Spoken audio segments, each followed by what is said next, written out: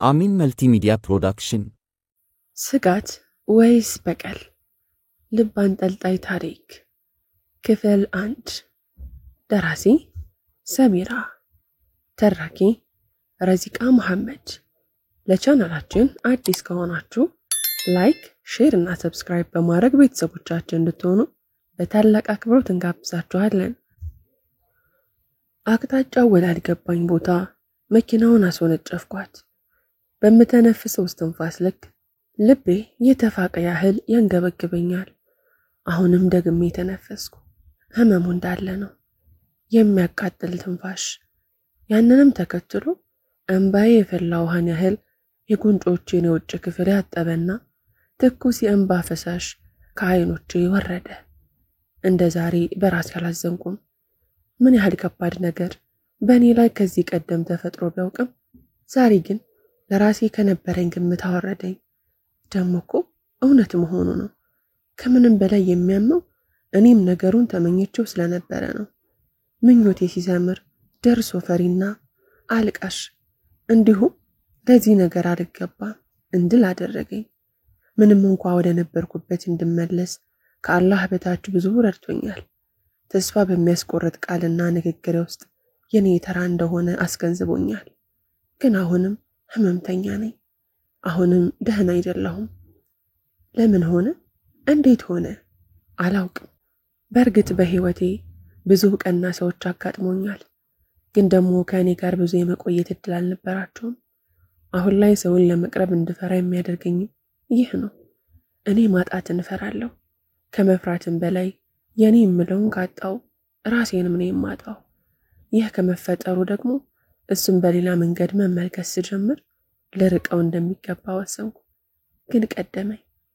ኒካህ እንስር? እኔ እኮ ለሱ የምገባው አይነት ሴት አይደለሁም። ለምን አይገባውም? እና ምን ታስቢያለሽ? ለአባዬ ልንገረው አለ። አብዛኛውን ጊዜ መሬት እያየን የሚያወራው ዛሬን ደግሞ ከተዋወቅን ጊዜ ጀምሮ ብቻችንን የተነጋገርንበት የመጀመሪያ አጋጣሚ ነበር። ሆኖም የአይን ግንኙነት የለውም። ፈሪ ነው ትሉ ይሆናል፣ ግን አይደለም። ሃይማኖታዊ ትዕዛዙን ለማክበር ያህል ነው። የሱን ንጽህና አስቤ የኔ ቆሻሻነት ይገለጽብኛል። በጸጸት ነፍሴን ከራሷ ማዕዘን አጣታለሁ። እኔም የምናገረውን ለማሰብ ማመንዠክን ጀመርኩ። ትንሽ ላስብበት፣ ምን እስከሚፈጠር አለኝ። በአይኑ የማዕድ ክፍሉን እያሰሰው እንደፈለኩት የተረዳ መሰለኝ። ለዛ ነው እንደዛ አይነት መልስ የሰጠኝ። ያው እኔ ከነበርኩበት ህመም ለመዳን እንጂ ገና ምንም ያደረኩት ነገር የለም። ለእንደዛ አይነት ነገር አልተፈጠርኩም። ሁሉም ነገር ተበላሽቷል። ይህንን ስል እንኳ በቀል ነው የሚሸተኝ። እንዳትጨርሹ አለኝ ቆጣ ብሎ። አንቺ እንደዛ አይደለሽም። ምን ያህል ጊዜ ልንገርሽ? አሁን እንኳን ለነበርሽበት ህይወት ተውበት አታድርጊም? አሁንም ልብሽ እንደሙናፊቅ ይወላውላል እንዴ? ለእናቴ ነግሬያታለሁ። ደግሞ ላስብበት ምናምን አልፈልግም። የመጨረሻው ደግሞ ማታ ስመጣ እሺ የሚል መልስ ብቻ ነው የምፈልገው። ተረዳሽኝ? ለነገሩ ባትረጅኝም ትርጉም የለውም። መልስሽ እሺ የመሆን ግዴታ አለበት ብሎኝ ትቶኝ ሄደ። ችግሩ እኮ እኔ ጥሩ ባለመሆኔ ነው። አሁንም አለመንጻቴ ነው። አሁንም ከሐዘን ጋር መዛመዴ ነው። ብዙ የማፍርበት ማንነት ስላለኝ ነው። ችግሩ ራሴን ብቻን ሳይሆን የቀረብኩኝ የሚርቀኝ ታሪክ ስላለኝ ነው። እንባይን እያፈሰስኩ ወደ ደዋይ ቀይ ያስነዳሁት። በጣም ፍጥነት ነበረው። በእያንዳንዱ ሂደት እንሰቀሰቃለሁ። በራሴ ቀድር ሌሎችን አሳትፌ ከመጎዳቸው ይልቅ ራሴ ብቻ የመታመምን እመርጣለሁ። ከነዛ ሰዎች መካከል እሱ እንዲሆን ደግሞ አልፈልግም። የሚወጣልኝ ይመስል መሃል አስፓልት ላይ መሪውን እየደበደብኩኝ ጮህኩኝ። ቀጥዬም ያ አላህ መሮኛል፣ አሞኛል፣ ደክሞኛል። ከምንም በላይ አግኝቼ ሳልጨርስ መነጠቄን ሳስብ እሱንም እንዳላጣው ፈራው። ታዲያ ከሆንኩት አንጻር ፍርሃቴ ልክ አልነበረኝ ትለኝ ይሆን? ጌታዬ በቃኝ። ለሰዎች መማሪያ እንደሆን ከሆነ ያኖርከኝ እሺ ተቀብያለሁ። ግን ዘንልኝ፣ ከማንም በላይ ባሪያህ ነኝ። ለዘመናት የካድኩህ ባሪያ አንጻኝ ጌታዬ። አንተን በማይገባህ ነገር ላይ አሁንም ድረስ የማለቅስ ሴት ባሪያ። ደክሞኛል። ለቅሶ የለቀኩት በዚህ መሃል ነበር የኬላ ፍተሻ ኑሮ መኪናዬን አቆምኩት። አንድ የትራፊክ የሥራ ስልኩን ይዞ እያናገረ ወደ እኔ ሲመጣ የመንጃ ፈቃዴን አስተካክዬና እንባይን ጠርቄ ጠበቅኩት። በጥቂቱ በተከፈተው መስኮት መታወቂያዬን ተቀብሎኝ አየውና ራሂቅ አንቺ ነሽ አለኝ። አዎ አልኩት። ፈራ ተባ እያልኩ የያዘውን ስልክ እንዳናገር ሰጠኝ። ፈራ ተባ እያልኩ ስልኩን ወደ ጆሮዬ ሳስጠጋው የማቀው ድምጽ ነበር። አዎ ራሱ ነው። ዳግም እንባ ያገረሸብኝና መንታ መንታ ሆኖ ከዓይኖቼ መፍሰስ ጀመረ። የሆነ ቀን ላይ ይህንን ዕለት ተናፍቄው ነበር። አስታውሽ አለኝ መልስ በሚፈልግ ድምጽ ቀጥሎ ሳይጨርስልኝ። እንደ ሄድሻት የመኪናውን ጎማ አዙረሽ ተመለሽ አለኝ። አላንገራገርኩም። ስልኩን ለትራፊኩ መልሼ ወደ መጣሁበት ገሰገስኩ። በዚህ አጋጣሚ ነበር በሐሳብ ባቡሬ ከነፍኩት። የነገሮች ሁሉ መጀመሪያ ወደ ነበረው አሰቃቂ ዕለት። በአልባንያ ዋና ከተማ ቲራኒ ውስጥ ነው የምኖረው። ወላጆቼ ለብዙ ጊዜ ልጅ ያልታደሉ ግን ደግሞ ለመለያየትም የማያስቡ ከሰጣቸው በጋራ እንጂ እሷም ለልጅ ብላ አባቴም ለልጅ ብለው ትዳራቸውን የሚያፈርሱ የሚያበላሹ አልነበሩም። ለዚህም ብሎ እኔን ባለቀ ሰዓት ሰጣቸው። ከሁለቱም አናት ላይ እንደ ጉም መጣበቅና መያዝ የጀመረ ሽበት አለ። ስለነሱ ሲወራ የምን ጊዜም አላህ በረካ ያደረገው ትዳር እንዳላቸው ይነገራል። ወሬ አይደለም። በጣም የሚያስቀና ፍቅር ነበራቸው። ምናልባት በ21ኛው ክፍለ ዘመን ያልታየ አይነት ይህ ከሆነ ብዙም ሳይቆይ ማለትም እኔ ከተወለድኩኝ ግን ከተገኘው ልበላችሁ ከተገኘው ከ7 ዓመት በኋላ አባቴ መታመም ጀመረ። በጊዜው ለኔ ህመም ማለት ሆድ ህመም፣ ራስ ህመም ወይንም መውደቅና መሰበር፣ መድማት አለቀ። የማቀው ነገር ይህንን ነው። ግን የሱ ሲህር ተሰርቶበት ነበር። አንድ ትልቅ የገበያ ማዕከል አለው። እሱ ከሚያስተዳድረው የገበያ ማዕከል ደግሞ እንዲሁ አዲስ የተከፈተ የገበያ ማዕከል አለና በአባቴና በዛ ሰው መሃል አንዳንድ በዋጋ ንረት ላይ ከገበያው ጋር አለመግባባት በመካከላቸው ተፈጥሮ ስለነበር ያም ሰው የአባቴ ተቀናቃኝ እንደዚህ አይነቱን ቆሻሻ ስራ አባቴ ላይ ሊፈጽም ችሏል። ምንም እንኳን የገባኝ ካደኩኝ በኋላ ቢሆንም የታሪኬ መጀመሪያ ነውና የዚህ ሁሉ ነገር የታሪኩ ጅማሮ አሳዛኙ ክፍል ነው። አባቴ ታመመ። አንድ ማለዳ ላይ እናቴ አባቴን ከከተማ ውጪ የቁርአን ሕክምና ስላለ ወደዛ ይዛው ልትሄድ እንደሆነ ከሞግዚቴ ጋር ሲያወሩ ነበር። አይናቸውን እያየው በልጅነት ጭንቅላቴ የገባኝን ለመረዳት ሞክራለሁ። በዚህ መሃል ነበር የትምህርት ቤት ሰርቪስ የመጣው እና መሄድ ነበረብኝ። ተሰናብቻቸው ሄድኩኝ። አባቴ ህመሙ ሲነሳበት ወባ እንደያዘው ሰው ነው የሚሆነው።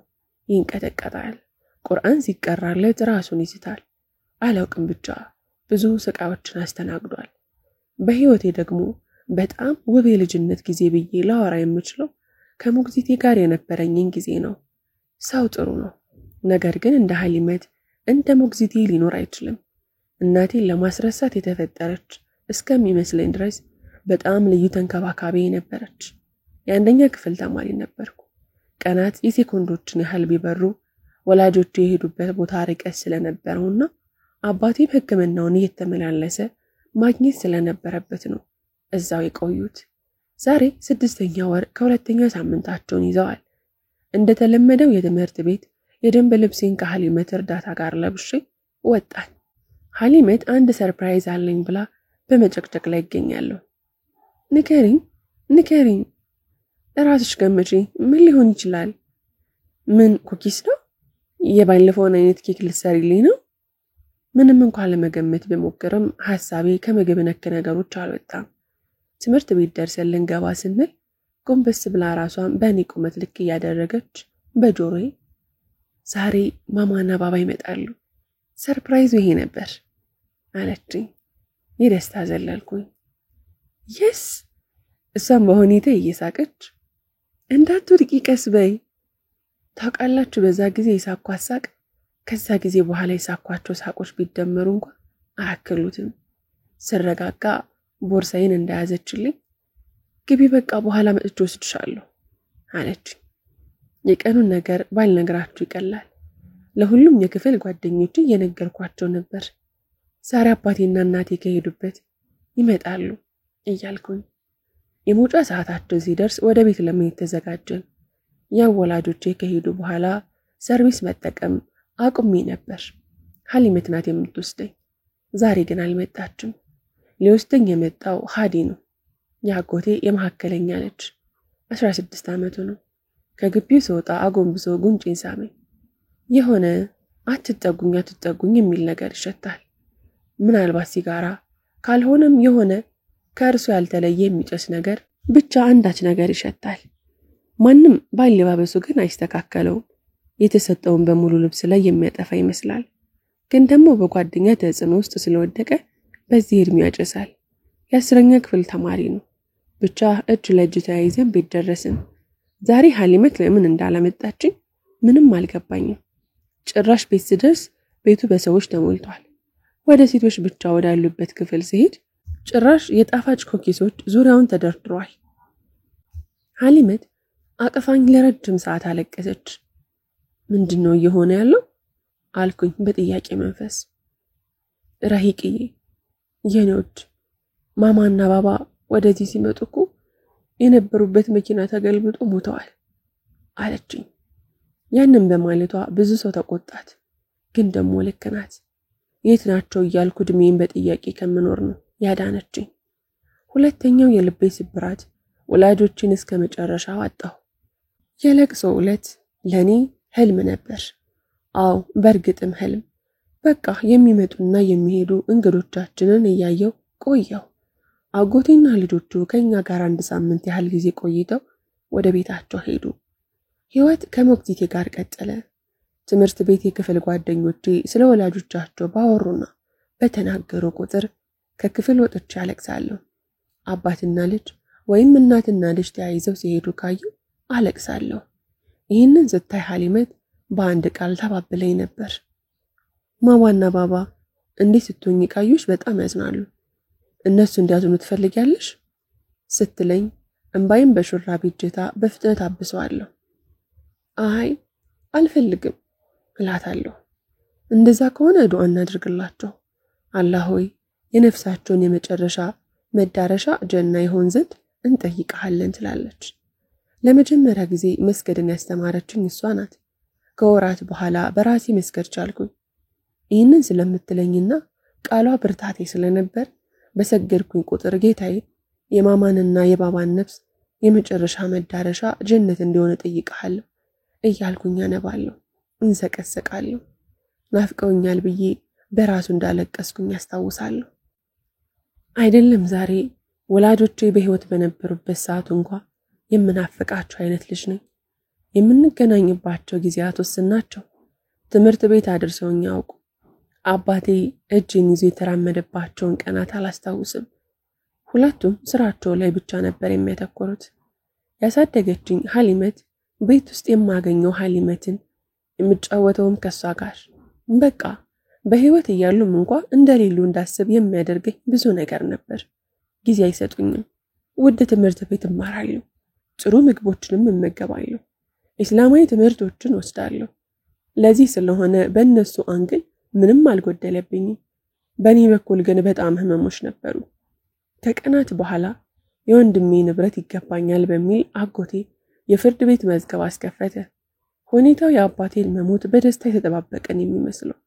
በዚህም ሀሊመት እኔን ወክላ ፍርድ ቤት ቆማለች። በእርግጥም አጎት ስለሆነ እንዲሁም የአባቴ ወንድም ስለሆነ እንድትመሰክር ነው። ከዚህ በፊት አጎቴ ምን አይነት ባህሪ እንዳለው አላቅም። ብቻ አልፎ አልፎ በወላጆቼ የረፍት ቀን ቤቱ በሚውልበት ዕለት ከልጆቹ ጋር መጥቶ መሄድ ካልሆነ ብዙም አላቀውም። ወላጆቼ ወደ አሄራ ከሄዱ ቀናት ሳይሆኑ ሳምንት ሳይሆኑ ወራት ቀጥሎ 2 ዓመት ተቆጠሩ። ያው ማለት 9ኛ ዓመቴን ያስኩኝ። የ3ኛ ክፍል ተማሪ ነኝ። ቁርአንም ተፍሲር ጀመርኩ። የሁሉ የሆነ የነበረው በሞግዚት አማካኝነት ነበር። ግን አንድ መርዶ ክፉኛ ልቤን ሰበረው። አጎቴ እኔን እንዲያሳድግና የአባቴን ንብረት እንዲወርስ ፍርድ ቤት ፈቀደለት። ይህ አይደለም የሚያሳዝነው። ለሶስተኛ ጊዜ ልቤን ያደማው ከሐሊመት ጋር መለያየቴ ነው። እሷም ለረጅም ጊዜ እኔን በብቸኝነት ላሳደገችባቸው 2 ዓመታት የሚሆን ገንዘብ ፍርድ ቤቱ መደበላት። ነገር ግን እሷ አይሆንም ብላ ልብሶቿን ብቻ ይዛ ነበር የሄደችው። ወዴት እንደምትሄድ አላቅም፣ ግን ወላጆቼ ሲሞቱ ያለቀስኩትን ያህል እሷም ስትሄድ አለቀስኩ። በጣም ከፋኝ። ግን ህይወት ነገሮችን የመልመድን ጥበብ ነውና ህይወትን በአጎቴ ቤተሰብ ውስጥ ለመድኳት። ከስጋ አጎቴ ይልቅ የምታስፈልገኝ ሞግዚቴ ናት። ግን ማንም አያውቅም። ይህንን የምታውቀው የልጅነት ነፍሴ ብቻ ናት። የቤተሰቦቼ ሞት የምጽናናባት ሴት አጣሁ። ነፍሴ ታመመች። በወቅቱ የሐዘኖች መደራረብ አንደበቴን ለጎሞታል። ፈሪ ሆኛለሁ። ምንም ቢፈጠር አልናገርም። አጎቴ 3 ወንድ ልጆችና አንድ አፍ በመፍታት ላይ ያለች የ2 ዓመት ሴት ልጅ አለችው። የመጀመሪያ ልጁ ሐከም ይባላል። ራሱን ችሎ ወጥቷል። ሁለተኛ ልጁ ደግሞ ከዚህ ቀደም እንደነገርኳችሁ አስታውሳለሁ፣ ሀዲ ይባላል። 18ኛ ዓመቱን ይዟል። ግን የቤተሰቡን ሰላም የሚነሳ ሰላም አልባ ልጅ ነው። በጓደኞቹ ምክንያት ያልሆነ ህይወት ተላምዶባቸዋል። እናቱ ቀን ከሌት እንዳለቀሰች ነው። ሶስተኛ ልጁ ደግሞ እኮያዬ ነው፣ ሐሚድ ይባላል። የቤተሰቡ ተወዳጅ ልጅ ነው። ሂፍዝም ጀምሯል። በልጅነቱ ሀዲ ሊያስተውል የማይችለውን ነገር እንዲያስተውል ሆኖ ነው አላህ የሚያኖረው ብላችሁ አይጋነንብኝም። ይህንን ያየችው እናትም አላህ ጭንቅላቱን አይቀየርብኝ ትላለች። በስተመጨረሻ ኢብቲሳም የምትባል እንደነገርኳችሁ ሴት ልጅ አለች። የኔና የሐሚድ የዕለት ስራ በብዛት ከሷ ጋር መጫወት ነው። የአጎቴ ሚስት ምንም አታስታውቅም፣ ማለት መደበኛ አመለካከት ነው ያላት። አታስመስልም፣ አትጠላኝም አይነት ነገር። በቃ ጥሩ ከሚባሉት ናት። አጎቴ ግን ስለሱ ምንም ልላችሁ አልችልም። ይቆየኝ። ሀዲ እኔና ሐምዲን የአሽከር ያህል ነው የሚያይን። ጫማውን እንድናወልቅለት ያዘናል። አጎንብሰን ግራና ቀኝ እናወልቅለታለን። በቃ በጣም የሚጠላ ሰው ነው። አይሰግድም፣ አይጾምም። ሌሎችንም ከኢስላም አልፎ በኢማን ማዕዘኖች በአንዳቸውም ላይ የለም። ማታ ከመሸ ይመጣል፣ ወደ ክፍሉ ይገባል። እራት እኔ ወይም ሐሚድ እናደርስለታለን። እሱን ይበላል። የተለመደ ሲጋራውን እያቦለለ ያድራል። ጠዋት ሲነሳ ሲበራ እንደኖረ አምፖል አይኖቹ መገለጥ እስኪያቀታቸው ድረስ ግራ ይጋባል። እንደምንም ተነስቶ ወደ መማሪያ ትምህርት ቤት ይሄዳል። በቃ የሱ ህይወት ይሄ ነው። አመታት አለፉ። ምናልባትም በጣም ፈጥነዋል። ለኔ ግን ምንም አልሄዱም። ከቀን ወደ ቀን ራሴን ችዬ ከነሱ ጋር መኖር የማቆምበትን ህይወት ነው የምፈልገው። ካልሆነ ደግሞ የሄደችበት ሐሊመት ብትወስደኝ እላለሁ። በቃ ሰዎች ከመጽሐፍት የተሻለ ትምህርት ይሰጣሉ የሚለው አባባል ቦታ ያገኘ ይመስለኛል። አጎቴና የአጎቴ ሚስት በነጋ በጠባ እኛ ልናቀው የማንችል የጭቅጭቅ ትርኢት አላቸው። ይጨቃጨቃሉ። አጎቴ ሰድቧት አንቋሿት ይሄዳል። ሲነካከሩ የነበራቸው ጩኸት ከነሱ ክፍል የኔ ክፍል ድረስ ይሰማኛል። ሲጋጩ ሐሚድ ጥጉን ይዞ ተቀምጦ ያለቅሳል። ሀዲ ግን እንደ ታላቅነቱ አንድም ቀን ሊያረጋጋቸው በመሃላቸው ገብቶ አያውቅም። ቆይ ምን አይነት ተፈጥሮ ነው ያለው? ዛሬም ይህ ተከስቶ ጥፊ ያሳርፎባት ሄደ። ወዲያው የፊቷ መቀየር ያስፈራ ነበር። አሁን ላይ ስረዳው የአጎቴ ሚስት ጭንቀት አለባት። በዚህም ከአጎቴ ጋር ተጋጅታ ከአጠገቧ ሲርቅ የምትወስዳቸው ብዛት ያላቸው መድኃኒቶች አሉ። ዛሬም እንደ ወትሮ መድኃኒቷን ወስዳ ተኝታለች። ሀዲም አልቅሶ ወደ ክፍሉ ገባ። የቁርስ ሰዓት ነው። እራበኝ፣ ግን ምግብ መጠየቅ አልቻልኩም። ወደ ነበርኩበት አልጋ ገብቼ ረሃቤን ማዳመጥ ቀጠልኩ። ያማል። ለማስረዳት ብቸገርም ህመም አለው። ጭንቅላቴ በተደጋጋሚ ሐሊመት ጋር ብሆን እንዲህ አልራብም፣ ከሷ ጋር ብሆን አላለቅስም። በቃ ብዙ ነገር ብቻ ለራሴ እየነገርኩት አለቅሳለሁ። በዚህ መሃል ነበር ሐሚድ በሩን አንኳኩቶ ቁርስ እንደደረሰና እንዳመጣ ነገረኝ። ቁርስ እንደበላን የአጎቴ ሚስት ሻንጣን ማዘጋጀትን ያዘች። እኔም ሆነ ሐሚድ ምንም አልገባንም። ሀዲ ግን ያውቃል። ዝም አላት። ሰብስባ እንደጨረሰች ሐሚድን ስማውና እንደምትመለስ ነግራው ሄደች። እኔን ስላልሳመችኝ ቻው ስላላለችኝ ጭምር ከፋኝ። ሊወርድ የነበረውን ባይን እንደምንም ብዬ ዋጥ አደረኩት። ሶስታችንን ትታን ሄደች። ከባሏ ጋር የነበራት ነገር ያበቃ ይመስላል። 12 ዓመቴን ይዣለሁ። ለዚህም ስለሆነና የቀድሞ ውሎዬም ከአጎቴ ሚስት ጋር ስለነበረ ምግብ ማብሰል ላውቅ እንደምችል አሰብኩኝ። ምሳ ልናዘጋጅ ኩሽና ገባን። ለመክተፍ ሳይሆን ለሃዲ አዘገጃጀቱን መናገር ነው። እሱ የሲሊንደሩን እሳት ተቆጣጥሮ ያበስላል። ይህም ታስቦ ሽንኩርቱን ክትፍ፣ ቲማቲም ጨምር፣ እንዲህ አድርግ እያልን በደንብ እንነግረዋለን። ከደቂቃዎች በኋላ አዛን ብሎ ስለነበር እኔና ሐሚድ ወደ የክፍላችን ገብተን ሰገድን። ስንመለስ ሌላ ጊዜ የሚመናጨቀን ሃዲ ምግቡን በስርዓት አቅርቦ ጠበቀን። ያለኛ እንክብካቤ ያህል ነው። አመሻሹ ላይ ፊልም ላይ ነው ብሎ ወደ ክፍሉ ገባ። እኛም ወደ መድረሳችን ሄድን። መግሪብ ላይ ተመልሰን ስንመጣ እዛው ነው፣ የተቀየረ ነገር የለም። የአጎቴ ሚስት አልተመለሰችም። ሐሚድ ጥጉን ይዞ ያለቅስ ጀመር። በዚህ መሃል አጎቴ አንዲትን ሴት ይዞ ወደ ቤቱ እያመራ ገባ። እለት ከእለት ማድረግ ያለባትን ነገር በሙሉ ነግሯት ረሂቅ ከማዕድ ክፍሉ ጎን ያለው መኝታ ክፍል አሳያት። አሁን ልጅቷ የምትወስድሽ ክፍል ያንቺ ክፍል ነው አላት። በዚህም ሰራተኛ መሆኗን አረጋገጥን። ወደ ክፍሉ ወስጄ አሳየዋት። አጎቴ በሚስቱ መሄድ ምንም ሐዘን አይታይበትም። እቅዱ የተሳካለትን ያህል የሚመስለው። ያመጣት ሴት ጥሩ ትመስላለች። እራት በተለመደው መልኩ ቀረበና ዛሬ ለሃዲ ምግብ የመስጠቱ ተራ የኔ ስለነበር ለሰጠው ወደ ክፍሉ አመራው። አንኳኩቼ ፍቃድ እንደጠየቅኩኝ ስገባ ክፍሉ በሆነ ጭስ ታፍኗል። የሚገፈተር ሽታም አለ። ሃዲ ምግቡን እስከሚያስቀምጥ ድረስ በአይኖቹ ተቀበለኝ። የሆነ ልክ ያልሆነ ነገር እንዳለ ውስጥ ይጠርጥሯል። ጭሱን በአንድ እጄ ለማራገብ እየሞከርኩ ያስኩትን ምግብ በፍጥነት በተካለበበት እርምጃ ከአልጋው ጎን ባለው አምፖል በተቀመጥኩበት ሳጥን ላይ አድርጌለት ስወጣ የራቀውን ዕቃ እንዳቀብለው ጠየቀኝ። ሌላ ጊዜ ሁለታችንንም ይኮረኩመናል፣ ይጮህብናል። የዛሬው ግን በትህትና ነበር። ትህትናው እየገረመኝ ያመጣውለት የሆነ ጠርሙስ ነበር። በሩን ከፍቼ በድጋሚ ልወጣ ስል ጠራኝ። አቤት አልኩት። ነይ ተቀመጪ አለኝ። የአልጋውን ጫፍ በቀኝ እጁ መታ እያደረገ።